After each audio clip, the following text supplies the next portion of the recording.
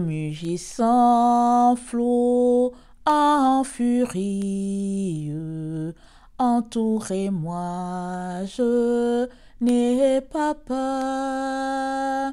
Quoi qu'il en soit, paix infinie, puisqu'à la barre est mon sauveur. Le gouvernail de ma nacelle. Oh, quel repos, Jésus le tient. Si dans la nuit, mon cœur chancelle, avec Jésus, oui, tout est bien.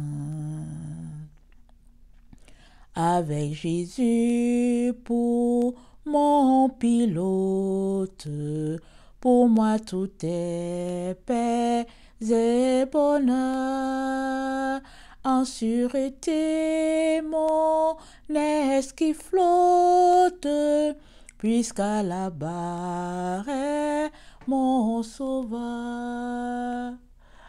Bonjour, on est le 29 janvier 2021, c'est Ursule encore. Je viens sonner la trompette ce matin encore et je viens proclamer le retour de notre Seigneur Jésus-Christ.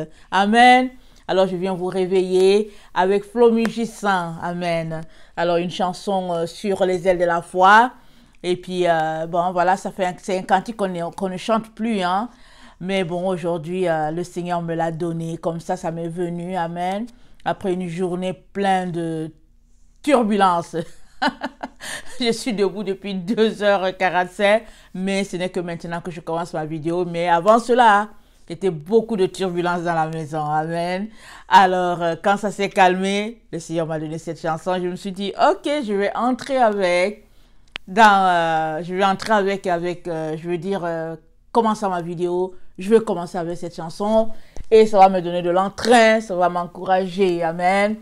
Alors, soyez bénis, je vous souhaite une belle journée. Il y a plein de soleil, en tout cas pour ceux qui sont dans la ville où je suis.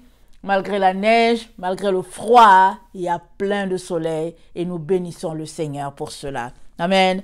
Alors aujourd'hui, 29 janvier 2021, je viens parler de Dieu a un plan pour l'humanité et nous sommes dans le temps de la fin. Amen. Alors le plan de Dieu, amen, c'est cela qui prévaut sur le plan des hommes, on le sait. Et dans le plan de Dieu, nous sommes la génération de la fin. Amen. Souvent on n'aimerait pas ça. Souvent on a nos projets. Et puis, en tout cas, on aimerait les achever parce que Jésus dit, il dit, quel est celui-là qui commence une maison et puis ne l'achève pas? Il dit, avant de commencer une maison, il faut que tu t'asseyes, tu prennes les coups pour savoir si tu es capable de l'achever ou pas. Et puis maintenant, si tu n'es pas capable, tu réajustes ton projet, n'est-ce pas? Alors, si tu voulais bâtir une maison, je ne sais pas, peut-être de 6 millions, et tu te rends compte que non, c'est trop, tu vas t'organiser pour bâtir une maison de 350 000 $. Amen. Alors, question de dire que Dieu, c'est lui qui détermine les temps dans lesquels nous sommes. Amen. Et il aimerait que nous soyons équipés. Amen. Et que nous puissions savoir si nous pouvons bâtir notre maison ou pas. Parce que le maître des temps et des circonstances, c'est notre Dieu. Il y a une donnée que nous, on contrôle. C'est celle-là de savoir si on a assez d'argent ou pas. Et il y a l'autre donnée qu'on ne contrôle pas. C'est Dieu qui est maître du temps et des circonstances. Amen. Et lui, il tient le monde dans ses mains. Et il nous dit que nous sommes la génération de la fin. Et qu'est-ce que toi et moi avons à faire avec, à voir avec? Amen. Qu'avons-nous à voir avec? Ça, c'est la question qu'on peut se poser parce qu'on a nos plans. Amen. Mais quand tu sais que tu es la génération de la fin, et que Dieu est celui qui tient les rênes, alors tu t'organises pour aller dans sa direction. Parce qu'il est la personne qui peut te protéger. Amen. Et puis t'aider à finaliser le projet que tu as commencé, si le projet est tout petit ou pas. Amen. Alors voilà. Alors je viens donc nous encourager. On va lire Daniel 10, hein, le verset 1 à 21. Et puis bon, On va regarder ce que le Seigneur a pour nous aujourd'hui, là-dedans. Amen. Alors, Daniel 10, le verset... je vais voir si je vais lire dans une autre version parce que on dirait que la version Louis II que j'ai, l'écriture est un peu plus petite. Et j'ai constaté que ces derniers temps, souvent, je dis des mots, je les lis, mais dans le fond, ce n'est pas eux qui sont écrits. Alors, je vais prendre 14, une version, caractère 14. Je pense que c'est beaucoup mieux que caractère 12, peut-être. Amen. Alors, on lit Daniel 10. Amen. Ok, le titre, c'est la grande vision finale. Donc, l'autre, ok, ça, je lis Daniel 10 dans la Taube. En l'an 3 de Cyrus, roi de Perse, une parole fut révélée à Daniel, surnommé Beltsazar. Cette parole était vérité et grande peine. Il comprit la parole, et il en eut la compréhension par la vision. En ces jours-là, moi, Daniel, je portais le deuil pendant 3 semaines. Je ne mangeais aucun mets délicat, ni viande, ni vin, n'entrèrent dans ma bouche. Et je ne me parfumais pas jusqu'à l'achèvement des 3 semaines. Le 24e jour du 1er mois, je me trouvais sur le bord du grand fleuve, c'est-à-dire du Tigre. Je levai les yeux et je regardai, et voici, il y avait un homme vêtu de lin. Il avait une ceinture d'or, d'ouphase autour des reins. Son corps était comme de la chrysolite, son visage comme l'aspect de l'éclair, ses yeux comme des torches de feu, ses bras et ses jambes comme l'éclat du bronze poli, le bruit de ses paroles comme le bruit d'une foule. Moi, Daniel, je vis seul l'apparition. Les gens qui étaient avec moi ne virent pas l'apparition, mais une grande terreur tomba sur eux et ils s'enfuirent en se cachant. Je restai donc seul et regardai cette grande apparition. Il ne me resta aucune force. Mes traits bouleversés se décomposèrent et je ne conservais aucune force. J'entendis le son de ses paroles. Et lorsque j'entendis le son de ses paroles, je tombai en léthargie sur ma face, la face contre terre. Et voici qu'une main me toucha. Elle me mit tout tremblant sur les genoux et les paumes des mains. Et l'homme me dit, Daniel, homme des prédilections, comprends les paroles que je te dis et tiens-toi debout à ta place. Car maintenant, j'ai été envoyé vers toi. Tandis qu'il me disait ces paroles, je me mis debout en tremblant. Et il me dit, ne crains pas, Daniel, car depuis le premier jour où tu as eu à cœur de comprendre et de t'humilier devant ton Dieu, tes paroles ont été entendues. Et c'est à cause de tes paroles que je suis venu. Le prince du royaume des Perses s'est opposé à moi pendant 21 jours.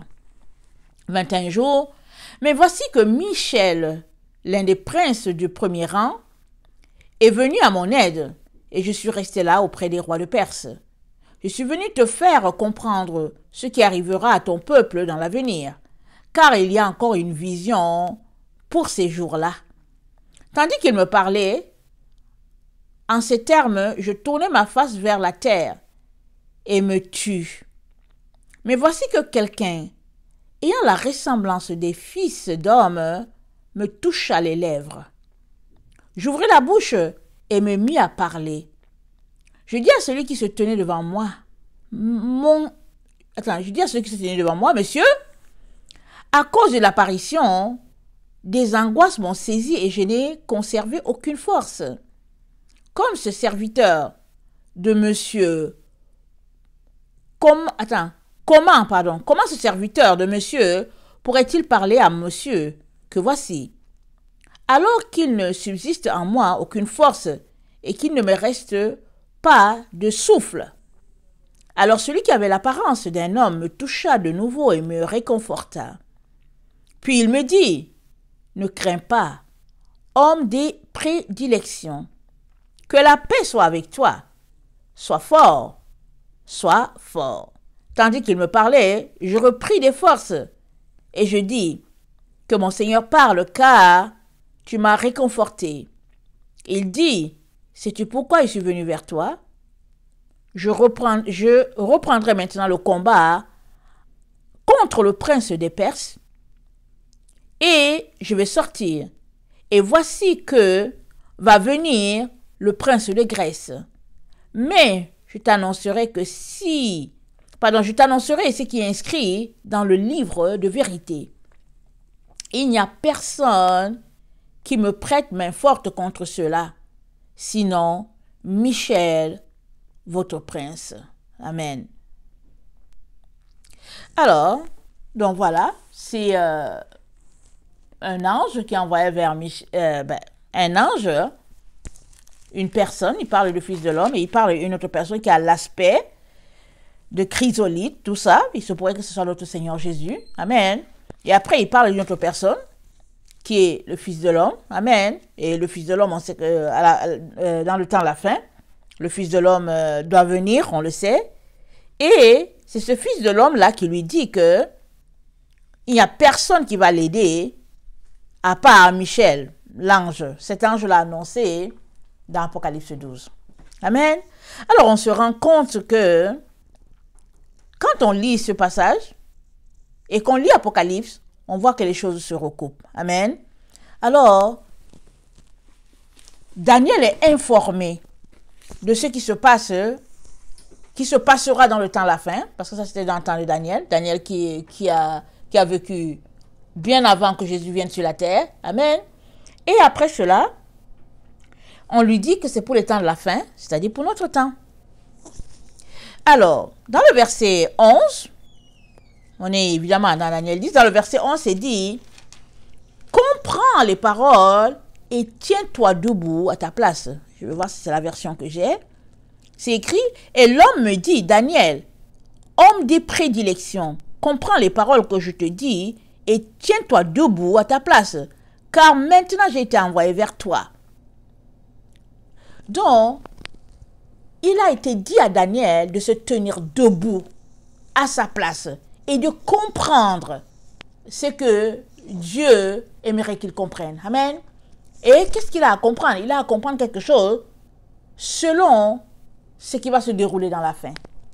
Alors, Daniel, qui a vécu bien avant nous, avait reçu de notre Seigneur de pouvoir comprendre ce qui se passerait.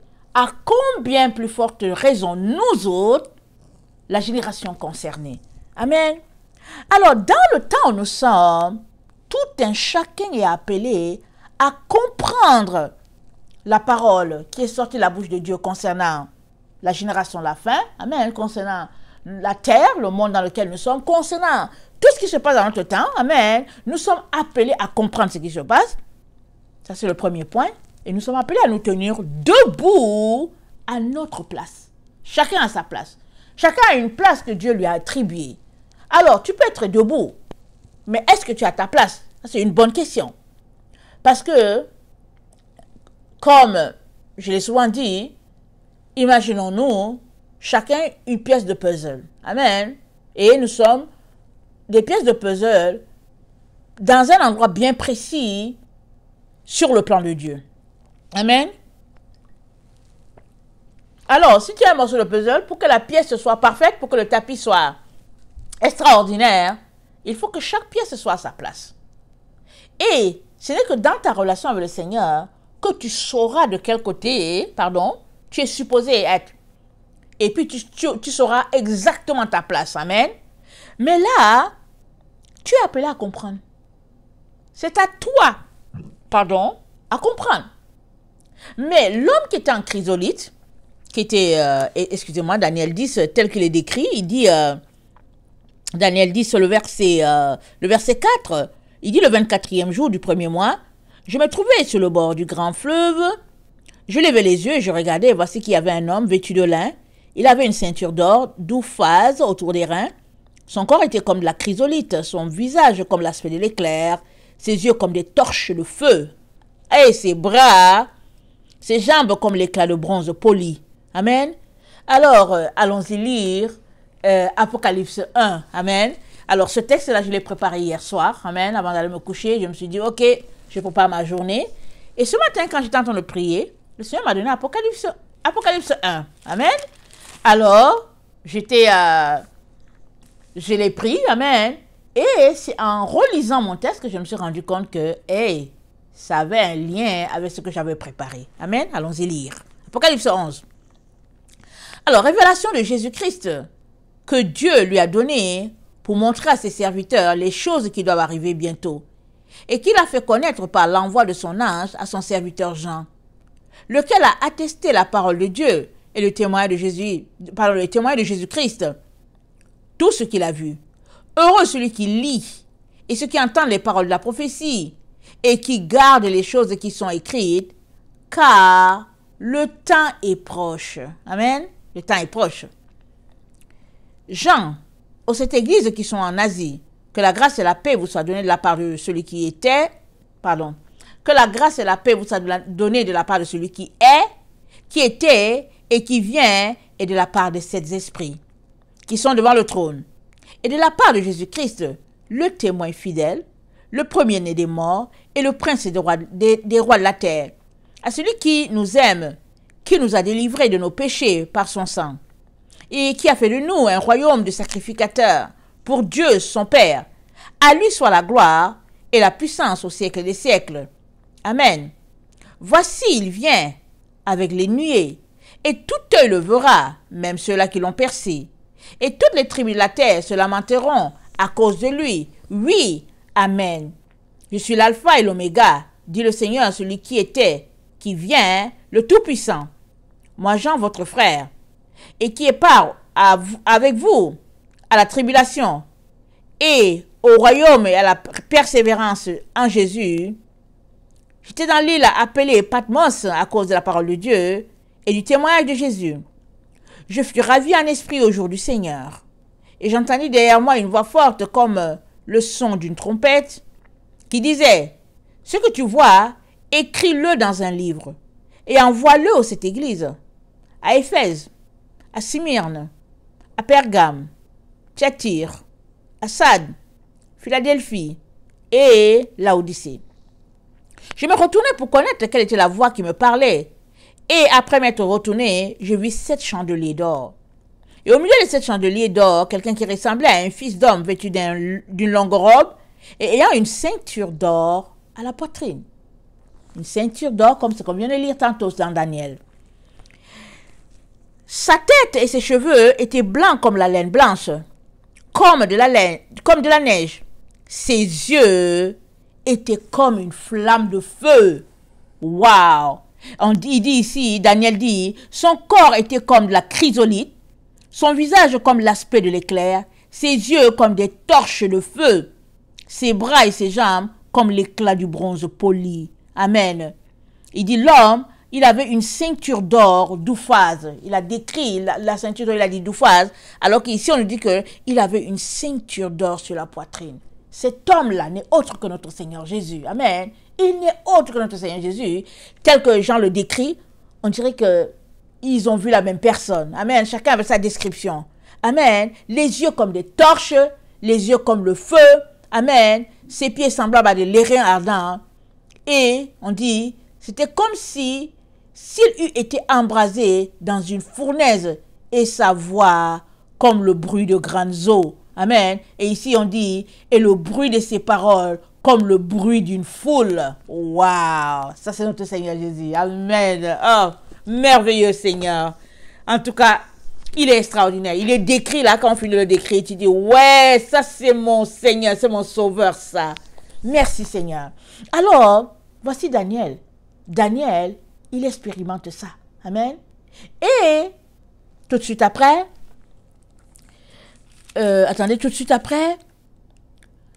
la personne qu'il voit, qu'il décrit, qui est notre Seigneur, lui dit, homme de prédilection, il lui dit, ne crains pas. Il dit, voici qu'une main me toucha. Elle me mit tout tremblant sur les genoux et les pommes de... Attendez, il faut pas que je mélange. Alors, moi, Daniel, j'ai vu seul l'apparition. Il a vu ça, tous les autres ont fui, ok? Et il ne restait que lui. Il était bouleversé Et il entend le son des paroles. Et lorsqu'il entend le son des paroles, il tombe par terre. Et voici une main le relève. Et c'est un homme qui lui parle. Il lui dit, Daniel, homme de prédilection, comprends les paroles que je te dis et tiens-toi debout à ta place, car maintenant, j'ai été envoyé vers toi. Amen. Alors, Daniel est ici. Il a ici quelqu'un qui est envoyé vers lui, qui lui parle. Amen. Et la personne est autre que Jésus. Jésus lui parle. Jésus veut lui montrer quelque chose. Amen. Il veut lui montrer quelque chose. Et au verset 15, il dit, Daniel dit, tandis qu'il me parlait, de ces termes, je tournai ma face vers la terre et me tue. Mais voici que quelqu'un, ayant la ressemblance des fils de l'homme, me toucha les lèvres. J'ouvris la bouche et me mis à parler. Et je dis à celui qui me touche, qui se tenait devant moi, mon Seigneur, à cause de l'apparition, des angoisses m'ont saisi, je n'ai conservé aucune force. Comment ce serviteur de monsieur pourrait-il parler à monsieur que voici? Donc, tu vois, vous voyez, excusez, il y a deux personnes ici. Alors, il y a un homme qui est là, qui parle à Daniel. Et ça, c'est le fils de l'homme. Celui-là, le messager de la fin, que Dieu dit qu'il enverra. Et il vient pour nous purifier. Nous purifier comme on purifie l'or et l'argent. Amen.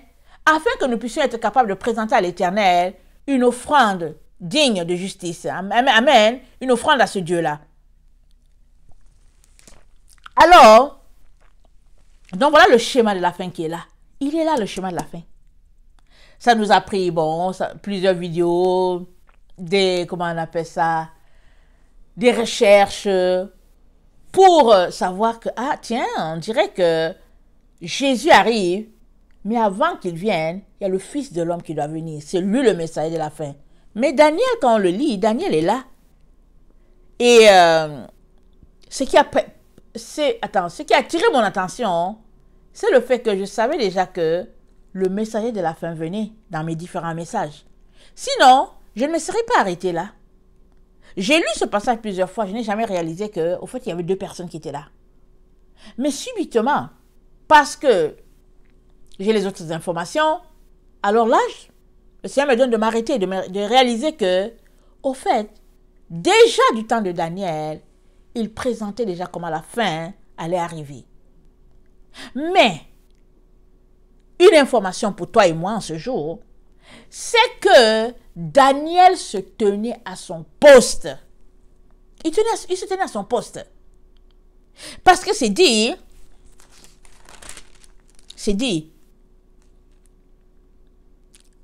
attendez, je suis au verset 11.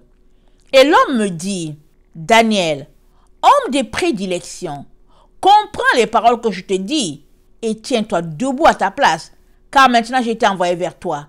Tandis qu'il me disait cette parole, je me mis debout tout tremblant. Et il me dit, ne crains pas Daniel, car depuis le premier jour où tu as eu à cœur de comprendre et de t'humilier devant ton Dieu, tes paroles ont été entendues. Amen. Daniel était à son poste. Et Dieu lui dit, notre Seigneur lui dit, depuis le jour où tu as voulu comprendre, premier élément, et t'humilier, deuxième élément, alors Dieu a entendu. Et Dieu n'est pas il ne fait acception de personne. C'est pas parce que c'est Daniel qu'il a entendu. Mais il entend pour tout un chacun qui veut comprendre et qui se tient à son poste dans l'humiliation. Allons-y lire Habakkuk. Amen. C'est Habakkuk 2.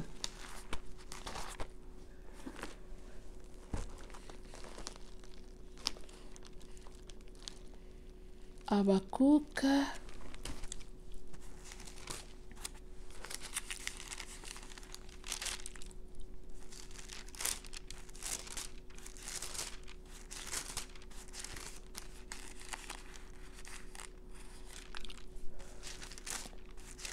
Excusez-moi.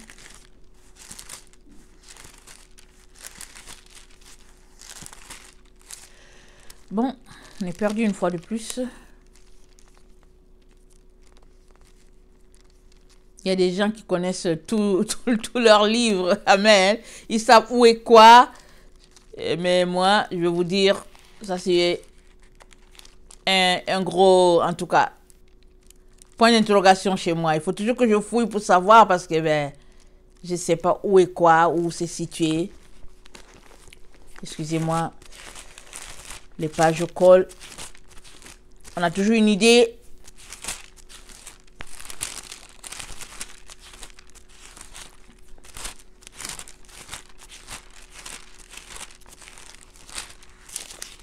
Bon.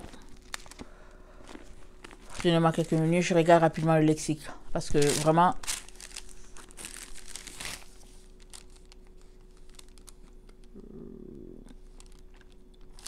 Pourtant, j'étais juste à côté.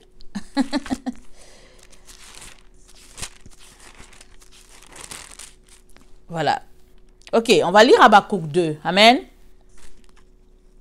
J'étais à mon poste et je me tenais sur la tour. Je veillais pour voir ce que l'Éternel me dirait et ce que je répliquerai après ma plainte. L'Éternel m'adresse la parole et il dit, écris la prophétie, grave-la sur des tables, afin qu'on la lise couramment. Car c'est une prophétie dont le temps est déjà fixé, elle marche vers son terme, elle ne mentira pas. Et si elle tarde, attends-la, car elle s'accomplira certainement. Voici, mon âme s'est enflée, elle n'est pas droite en lui, mais le juste vivra par la foi. Amen. Daniel était à son poste. Amen. Alors, c'est écrit ici que il allait répliquer à sa plainte. C'est pas le type de relation qu'il avait avec Dieu, parce que les prophètes, souvent, c'est pas facile. Amen. C'est pas facile. Ils entendent des choses, et puis souvent, il faut qu'ils intercèdent, il faut qu'ils négocient, si on peut le dire ainsi, pour la personne. Amen. Je suppose qu'un prophète est là, il entend que, ben voilà, comme Jonas qui a entendu que Dieu allait détruire Ninive. Amen. Alors, est-ce qu'il était d'accord, est-ce qu'il n'était pas d'accord? La preuve est que il allait en direction opposée. Dieu l'a envoyé, il va à Ninive, lui il est parti à Tarsis. La preuve est que Jonas n'était pas d'accord d'aller. Amen. Alors les prophètes, souvent c'est pas facile. Souvent tu restes là, tu dis, oh non Seigneur, vraiment si je pars et après si ça n'arrive pas, moi j'aurai des problèmes, tout le monde va me regarder bizarre et puis toi tu es au ciel, on ne te voit pas, etc. Ça c'est un peu le langage des prophètes. Amen. Alors, on ne sait pas ce qu'il allait repliquer à Dieu. On ne sait pas quelle était sa plainte. Mais toujours est-il que il était à son poste et il veillait. Ça, c'est la responsabilité de tout un chacun. Toi, es-tu à ton poste? Es-tu en train de veiller? Parce que s'il y a une chose que nous devons faire en ce temps où nous nous trouvons, c'est de veiller et c'est d'être à notre poste. Amen. Alors,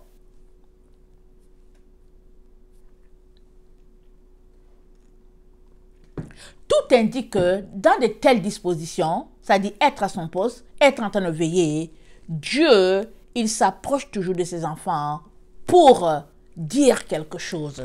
Parce que voilà ce qu'il dit à Daniel. Il dit, Daniel, homme des prédilections, comprends les paroles que je te dis et tiens-toi debout à ta place. Car maintenant que j'ai été envoyé vers toi.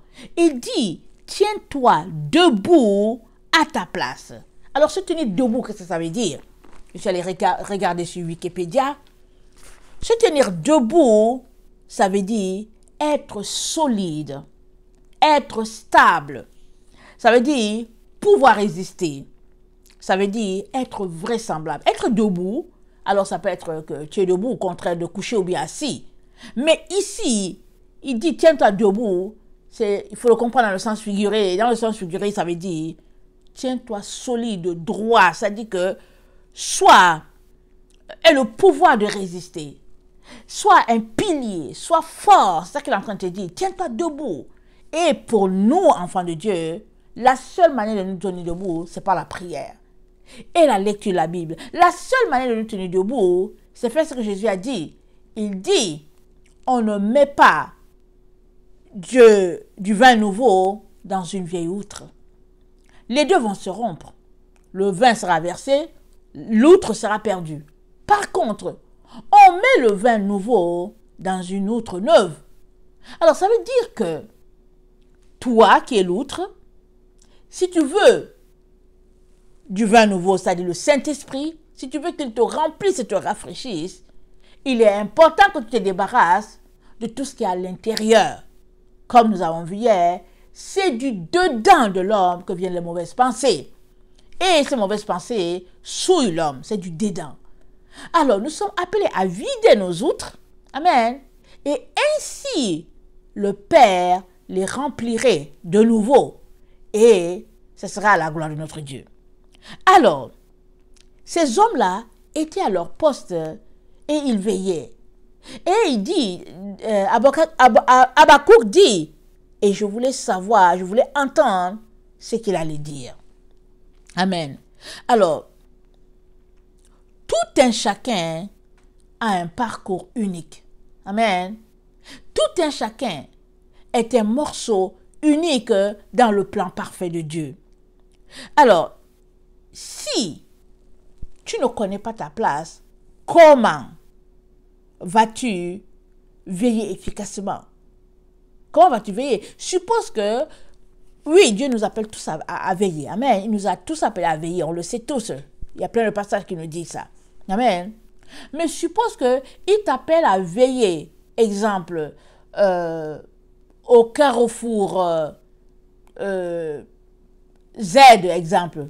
C'est ça ta place. Il t'a assigné cette place-là. Il dit, ça c'est ta place pour veiller là. C'est là que tu seras en garde au niveau de ta tour.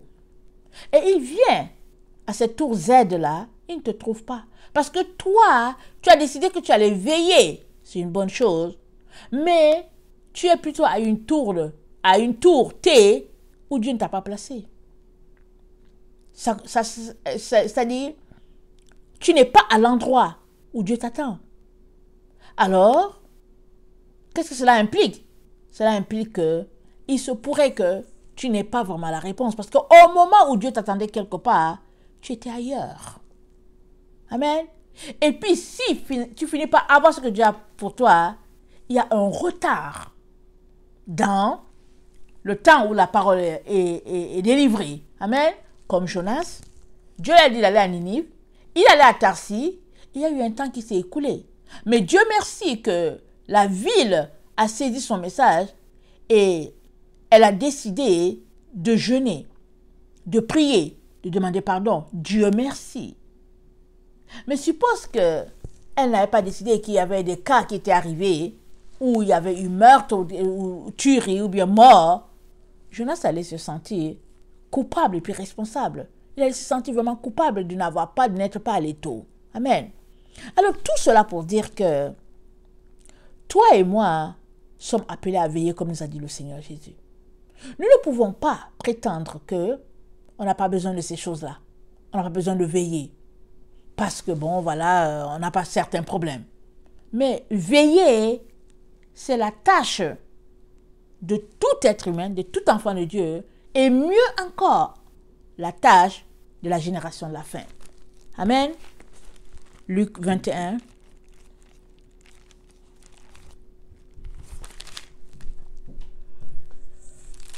Luc 21. Le verset 34. Le verset 36. Veillez donc et priez en tout temps, afin que vous ayez la force d'échapper à toutes ces choses qui arriveront et de paraître debout devant le Fils de l'homme. Éphésiens.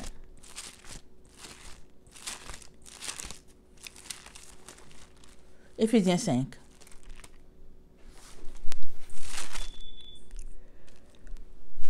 C'est pour cela qu'il est dit, réveille-toi, toi qui dors, relève-toi d'entre les morts, et Christ t'éclairera.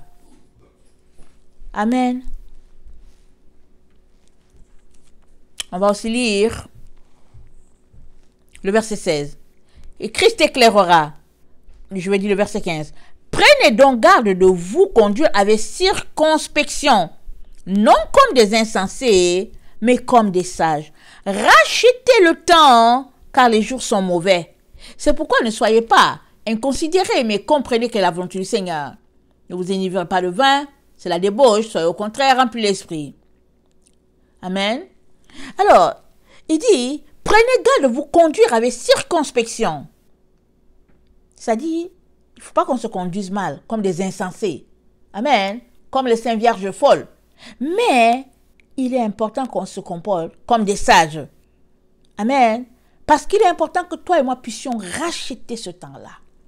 Alors, la seule manière de racheter le temps, c'est de veiller. Parce qu'une fois que tu es éclairé, que nous sommes la génération de la fin, alors tu rachètes le temps en veillant, puisque tu ne savais pas et tu menais la vie d'une manière. Et là, maintenant, le Seigneur te donne de saisir qu'est-ce qui se passe. Alors, tu es appelé à veiller. Tu n'as pas le choix. Amen. Alors, la génération de la fin, c'est une génération qui, une fois qu'elle est allumée, est appelée à allumer les autres. Amen. Parce que nous n'avons pas tellement le choix.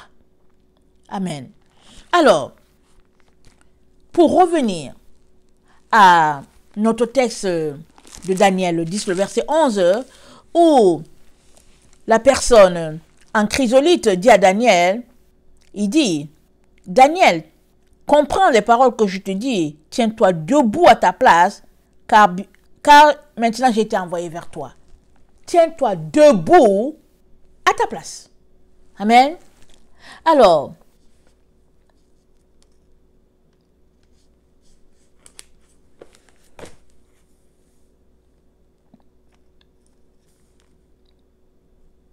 Dieu, il est l'auteur de toutes choses. C'est lui qui crée en nous le vouloir et le faire. Et pour qu'il le fasse, il faut d'abord que, quand il va se pointer, il faut d'abord qu'on soit trouvé en train de veiller, qu'on soit trouvé à notre place. Parce que si on n'est pas à notre place, il passera tout simplement. Amen. Un jour, j'ai fait un rêve, il n'y a pas longtemps, disons au mois de peut-être mars ou avril. Amen. Dans le confinement, j'ai fait un rêve. Et dans le rêve, le Seigneur est venu. Amen. Pour me déposer quelque chose à la maison. Et quand il est venu, je n'étais pas là. Je suis venue après lui. Et quand je suis venue après lui, de loin, j'ai vu que c'était Jésus qui venait. Alors j'ai couru, j'ai fait vite, je me suis dit, oh c'est Jésus, il faut que je l'aille. Il faut pas qu'il entre à la maison sans moi. Amen. Il ne faut pas qu'il entre à la maison sans moi. Alors je me dépêche. Et quand j'arrive, je le rattrape. Ça c'est un rêve. Je le rattrape. Et il me dit, je le rattrape, je dis, Seigneur. Il me dit, tu es venu à temps. Parce que je ne voulais pas arriver et puis ne pas te trouver. Parce que j'ai ceci à te remettre. Amen. Et je sors du rêve. Parce qu'en sortant du rêve, lui et moi finalement, on était en train de partir en direction de ma maison. Amen. On partait en direction de ma maison pour qu'il me dépose ce qu'il doit me déposer. Alors, quand j'ai pris le temps pour prier là-dessus, le Seigneur m'a montré que j'étais en arrière de mon temps de prière. C'est-à-dire, s'il m'attendait, c'est-à-dire qu'en mars-avril, exemple, il s'attendait à ce que je prie plus que je ne priais. Amen. Donc, j'étais en arrière de ce temps-là. Alors, je devais mettre des bouchées doubles pour racheter ce temps-là qui était déjà passé et puis je ne savais pas. C'est-à-dire que ce cadeau-là qu'il voulait me donner, j'aurais dû le recevoir avant. C'est ça qu'il est en train de me dire. Or, on était rendu au moment du confinement. Je n'avais pas reçu le cadeau et ça veut dire que je n'avais plus le temps pour m'amuser. Amen. Alors, dans mon temps de prière et tout, le Seigneur m'a tout simplement montré que il y a un temps pour toutes choses. Mais il y a beaucoup de ces enfants qui manquent d'avoir leur bénédiction tout simplement parce qu'au moment de le posséder, ils sont tournés à autre chose. Ils sont en train de faire autre chose. Et le Seigneur nous intéresse tout un chacun à veiller, à être à son poste. Alors, Luc 12, le verset le verset 45 nous informe. Luc 12, le verset 45 nous dit,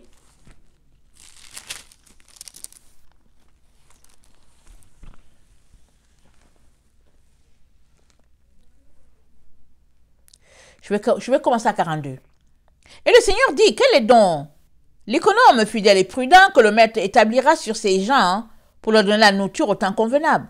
Heureux ce serviteur que son maître à son arrivée trouvera faisant ainsi. Je vous le dis en vérité, il l'établira sur tous ses biens. Mais si ce serviteur dit en lui-même, mon maître tarde à venir, s'il se met à battre les serviteurs et les servantes, à manger, à boire avec les ivrognes, le maître de cette maison arrivera, le jour où il ne s'y attend pas, et l'heure qu'il ne connaît pas, et il le mettra en pièces, et il lui donnera sa part avec les infidèles. Le serviteur qui, ayant connu la volonté de son maître, n'a rien préparé et n'a pas agi selon sa volonté, sera battu d'un grand nombre de coups. On n'a pas besoin d'explication. On est appelé à faire la volonté de Dieu. On est appelé à faire la volonté de Dieu, oui, mais il faut la connaître. Et il n'est pas trop tard. Commence déjà à connaître, à marcher pour connaître la volonté de Dieu. Mais ne reste pas en disant, oh non, mais c'est tard, c'est lointain, c'est longtemps, et puis etc., ça prend du temps. Non, oui, ça prend du temps, mais Dieu merci que tu viennes te réveiller. Alors, va devant le Père, il t'aidera. C'est beaucoup mieux de commencer à bâtir ta tour que de ne pas du tout la bâtir.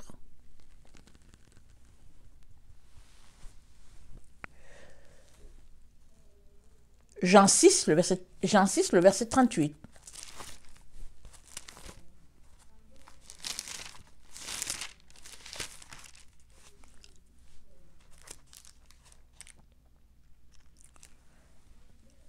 Je sais que vous êtes la postérité d'Abraham, mais vous cherchez à me faire mourir parce que ma parole ne pénètre pas en vous.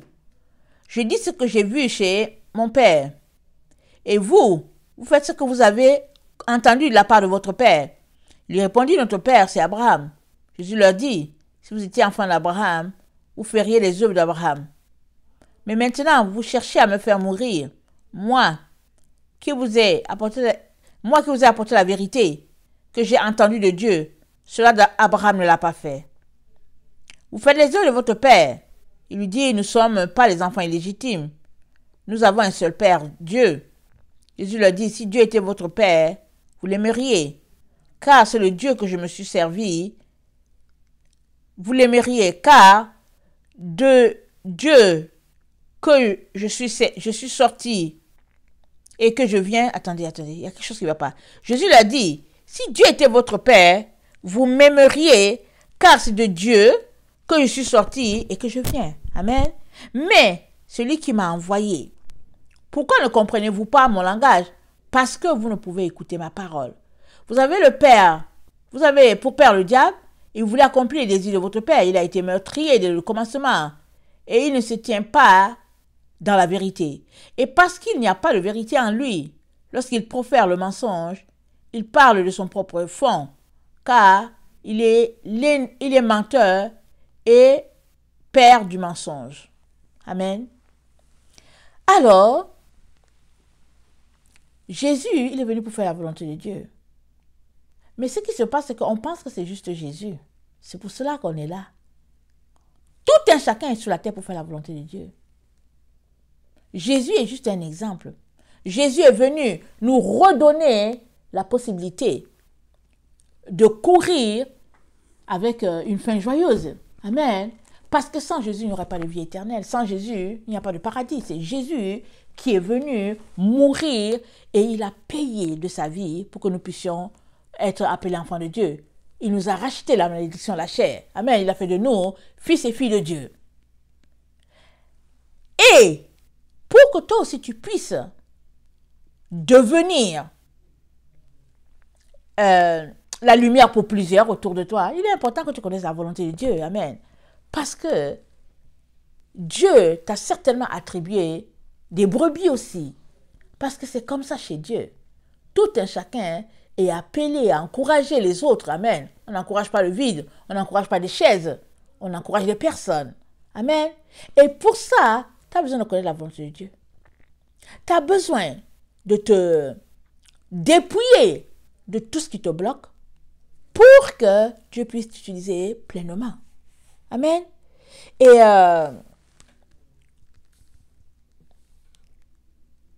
attendez. Les plaisirs de ce monde, les passions de ce monde ne nous aident pas à nous tenir à notre place et à notre poste. Au contraire, ils nous combattent. Pour pouvoir être à son poste, pour pouvoir comprendre ce qui se passe, il faut que tu aies pour focus Jésus et Jésus seul.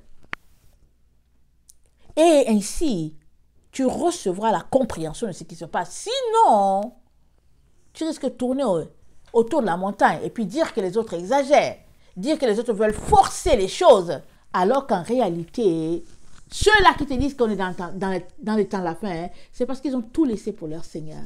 C'est pourquoi le fils, la petite corne, elle cherchera à changer les temps et les circonstances. Amen. Elle cherchera à changer les temps et la loi parce que elle aurait aimé avoir plus de temps. Pourquoi? Parce qu'elle fait partie de tout ce groupe-là qui disent que non, c'est pas le temps, c'est pas maintenant et tout. Et puis, elle déciderait, elle aurait aimé changer les temps aussi parce qu'elle veut se mesurer à Dieu. Amen. On sait que Satan a toujours voulu se tenir là devant Dieu pour s'opposer à lui, etc.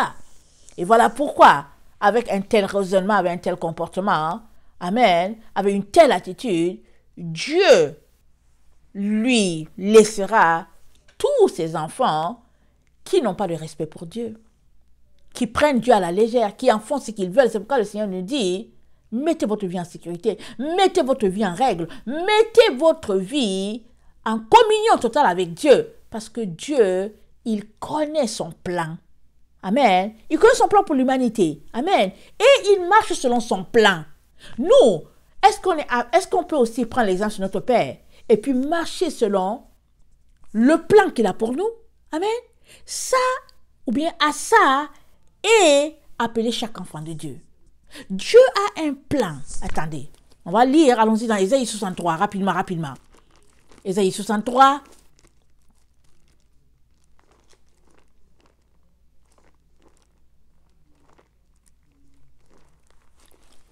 Ésaïe 63. Amen. Je vais aller commencer au verset 3. Amen. Ésaïe 63, le verset 3. J'ai été seul à fouler au pressoir, et nul homme d'entre les peuples n'était avec moi. Je les ai foulés dans ma colère, je les ai écrasés dans ma fureur. Leur sang a jailli sur mes vêtements, et j'ai souillé tous mes habits. Car un jour de vengeance était dans mon cœur, et l'année de me racheter est venue.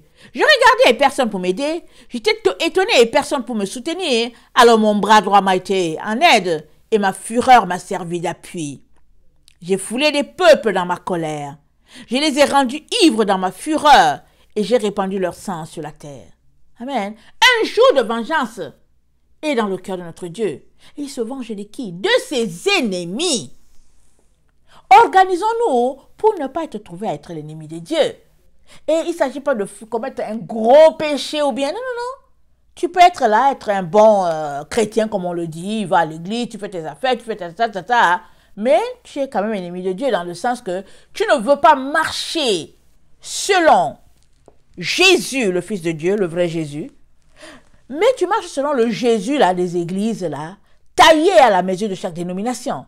Si c'est comme ça que tu te comportes, ne compte pas sur une combine de la part de Dieu pour te faire passer par la petite porte. Ça n'existe pas, ça, dans la présence de Dieu. Ça n'existe pas dans le royaume de Dieu. C'est un Dieu de justice. C'est un Dieu de droiture. C'est un Dieu d'exactitude. C'est un Dieu de vérité. Amen. L'esprit de vérité est en chacun d'entre nous. Et quand tu comprends cela, tu ne t'amuses pas. Parce que il y a beaucoup de gens qui parlent, on voit souvent Jésus en train de sourire. En tout cas, il sourit, notre Jésus. Mais vient un jour où il ne sourira pas. Parce que tu seras de l'autre côté. Quand tu vas le voir, il ne sera pas en train de sourire avec toi. Parce que tu seras de l'autre côté. Amen. Il est très important qu'on ait ça à l'esprit. Parce que nous sommes appelés à comprendre. Et nous sommes appelés à nous tenir à notre poste. Pour pouvoir arriver de l'autre côté dans la présence divine. Les autres dans la présence divine, ils se réjouissent. Et aussi, un groupe se réjouira.